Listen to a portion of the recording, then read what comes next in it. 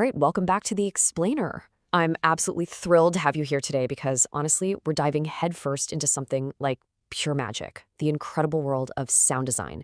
I mean, creating the impossible.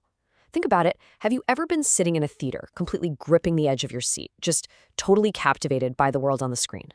Well, a huge part of that gripping reality actually comes from the totally invisible art of audio. Today, we're going to break down exactly how audio professionals engineer these immersive sonic experiences for imaginary worlds, taking silent or just, mundane video clips and turning them into cinematic masterpieces. So get ready to open your ears because this is going to change the way you watch movies forever. So just think about this for a second. How exactly do you record a dinosaur roar? Or for that matter, how do you capture the sound of a massive ship flying overhead, or a superhero firing up some high-tech glowing power suit? I mean, obviously, none of these things actually exist in real life, right? You can't just take a microphone out into the field and point it at a T-Rex. No way. Yet, when we hear these things in movies, they feel completely 100% believable to us. And that, right there, is the pure power of sound design. It's the literal process of making the impossible feel incredibly real. And today, we're going to look at exactly how they pull it off. Okay, so let's dive into our roadmap for today to see exactly how professionals build these cinematic soundscapes from scratch. We're covering 1. The magic of sound. 2. The big 3. 3. The art of layering. 4. Perspective and emotion. And finally, 5. Beginner mistakes. All right, kicking things off with Section 1, the magic of sound, going beyond reality. So today, we're really transitioning our mindset from just recording everyday life to engineering sounds that have literally never existed before. To go beyond reality, we have to take real sound, those fundamental audio building blocks, and combine them with creative design. This design process is the exact bridge we need to build a truly immersive world.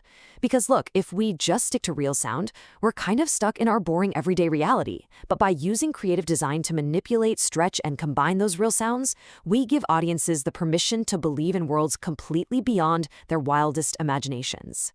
Moving right along to Section 2, the big 3. That's Foley, SFX, and design.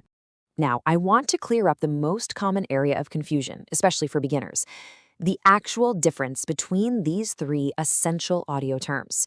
Because even among professionals, the specific roles here can sometimes blur a bit in post-production.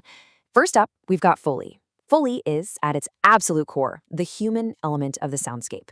It's the careful recreation of everyday actions performed by people. Think about those mundane but totally vital interactions.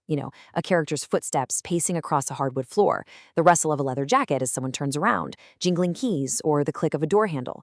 These are physically performed and recorded specifically to match the timing of the actor on the screen. It totally anchors the human performance in reality. Next up, we have sound effects, which we usually just call SFX. Now, these are individual sounds added in to directly support the story. A really major part of this category is what we call hard effects. Hard effects are basically sounds that have a very clear, distinct source on the screen. So think of a heavy door slamming shut, a really sharp crack of thunder, glass breaking, or a dog barking. These effects are absolutely crucial because they help the audience understand exactly what is happening in the environment around the characters at any given second. And finally, we have sound design itself. Now, this is an active, deeply creative construction process. It's all about selecting, layering, modifying, and combining. You aren't just taking a pre-made recording from some massive library and dropping it in. Oh no, you're taking multiple elements, twisting them around, pitching them down, speeding them up, and stacking them. You're building a completely unique audio experience that literally didn't exist before you made it. Now, what's really interesting here is how clearly we can separate the mundane, the environmental, and the purely imaginative. Foley handles the human and tactile stuff: footsteps, cloth, props. Sound effects cover those environmental actions with clear sources like thunder or an explosion. But sound design, that takes over the exact moment we leave reality entirely. That's your alien creatures, your massive spaceships, and your glowing magic spells. All right, let's jump into Section 3, the art of layering, building the impossible. Okay, so this is where we actually get into the mechanics of how these design sounds come together on a timeline. Remember that dinosaur roar we talked about at the beginning? Well, professional sound designers rarely just rely on a single recording to create a creature. Instead, they stack them like a giant puzzle.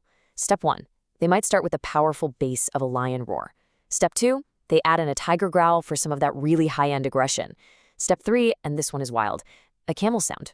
Because apparently camels make incredibly guttural, just weird noises that add this perfect alien texture. And finally, step 4.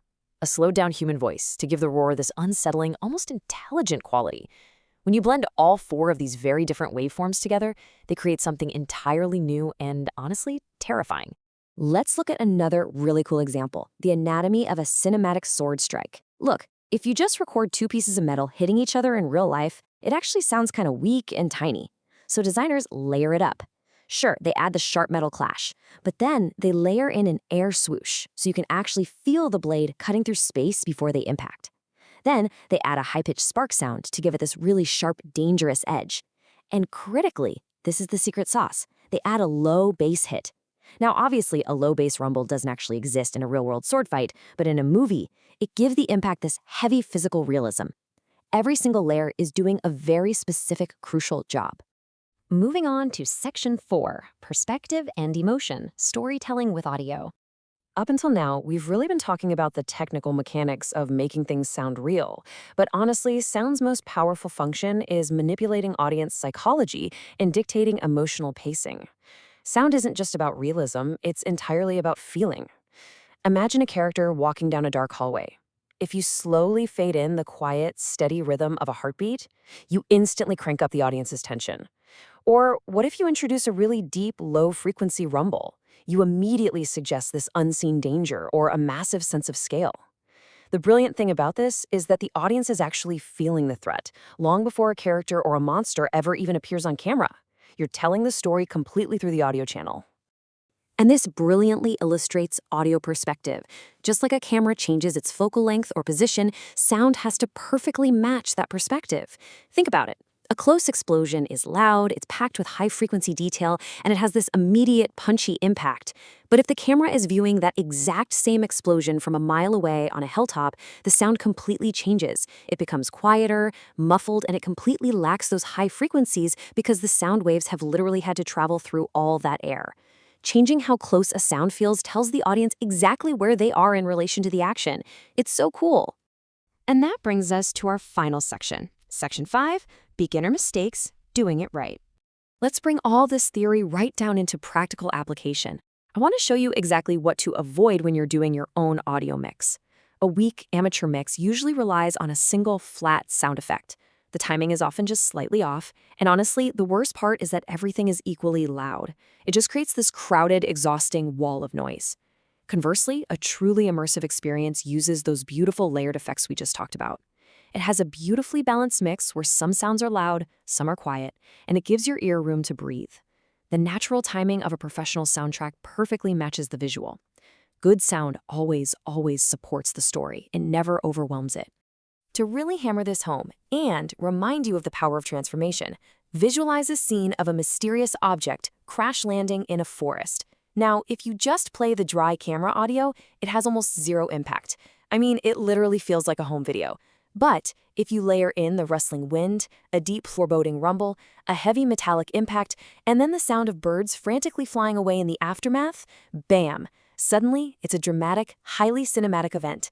And the crazy part? You achieved all of that mystery and epic scale without altering a single pixel of the visual picture. That is the true transformative power of invisible layered effects. I want to leave you with this really powerful quote from our source material that I think perfectly locks in the main takeaway of our explainer today. Quote, "Professional sound designers don't just record reality. They imagine what something should sound like, then build it layer by layer until audiences believe it." End quote. Seriously, they are inventors of sound, creating the entire sonic identity of worlds that previously only existed in our minds. So my final provocative question to you is this. How will you design the sound of your next project? I really hope this explainer has inspired you to stop just pointing a microphone at reality and start actively imagining and constructing entirely new cinematic worlds, layer by layer. Thank you so much for joining me to explore the sheer magic of audio, and I absolutely cannot wait to see and hear what you create next.